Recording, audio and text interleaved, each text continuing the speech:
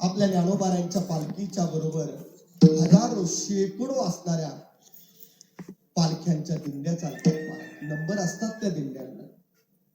असेच बारामतीचे काही भुरटे चोर त्यांनी ठरवलं होतं की आज बारामती त्या स्टँडला आपण 10, 20, 40 रुपये त्याच्यात एवढे वाटप करतोय, आपण एक दिंडी चालवाई.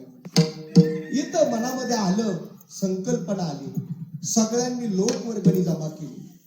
अरे म्हटलं ठीक आहे, पण माऊलींची पालखी चालते, त्या पालखीचा मुक्काम कसा आहे याची पत्रिका पहिली पहा. सकाळ पेपरला टुडेला ती पत्रिका आली. ती पत्रिका त्यांनी वाचली. फलटण मध्ये कधी आहे, सासवडला, पुण्याला 2-2 मुक्काम असतात, नंतर जेजुरी, वाल्हे, लोणंद, त्याच्यानंतर तरडगाव मध्ये मुक्काम करून पालखी फलटणला विसावते. 8 दिवसाचा कालावधी आहे. पहा, या बारामतीच्या 4-5 असणाऱ्या भुरट्यांनी विचार केलेला आहे. लोकवर्गणी काढले, म्हटले आपण काहीच करायचं नाही, वारकऱ्यांकडे खूप पैसा असतो, तिला हजारो शेकडो लोक चालतात, ते लुटण्याकरता आपल्याला काम करायचं. भावना अंतःकरणात चोरीची होती. सगळ्यांनी काय केलं, वारकऱ्यासारखे ड्रेस परिधान केले.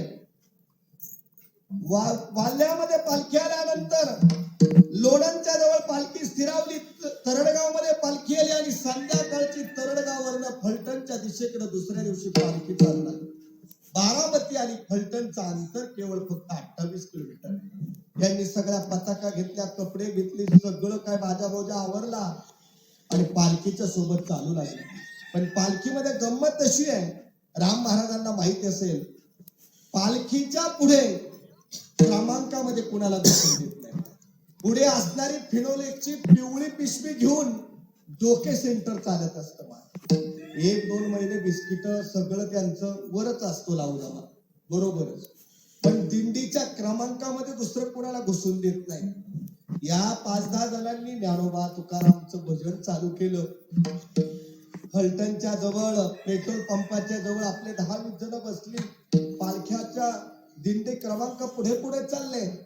सूर्य अस्ताला जात होता आणि अशा वेळेला लोणंद पासनं लोक वारकऱ्यांचा पाहुणचार चांगला करतात, पाहुणचार चांगला करतात ही गोष्ट लक्षामध्ये आली. आणि त्या असणाऱ्या एका फलटणच्या पोलीस अधिकाऱ्याची एक पत्नी धार्मिक होती. तिने त्या पोलीस अधिकाऱ्याला आपल्या असणाऱ्या पतिराजाला फोन केला, अहो एक 5-10 वारकरी आपल्या घरी जेवण करायला घेऊन या, वर्षातनं एकदा पालखी येते, काहीतरी पाहुणचार होऊ द्या त्यांचा. अगं जरा लवकर सांगायचं ना, पालख्या पुढे निघून गेल्या, दिंड्या पुढे निघून गेल्या, सगळ्या पालख्या निघून गेल्या, सूर्य अस्ताला जात होती. 5-6 विठ्ठल, पांडुरंग, ज्ञानोबारायांचं भजन करत चालली होती. पोलीस अधिकाऱ्याच्या लक्षामध्ये आलं, ही 5-10 वारकरी भेटले, ठेव पण मी घेऊन येतोय. आपल्या जवळ असणाऱ्या शिपायाला सांगितलं दरवाजा उघड, आणि पोलीस अधिकाऱ्याने विनंती केली, म्हटले बसा या गाडीमध्ये. बसा म्हटल्यानंतर प्रत्येक जण प्रत्येकाला बोलू लागला, तुला सांगत होतो ना मी, तू उद्योग का केला, सांगत होतो ना. आता पोलीस स्टेशन मध्ये काय आपली वरात निघाली, पण महाराज ती वरात त्यांच्या घरी या सगळ्यांना घेऊन गेली.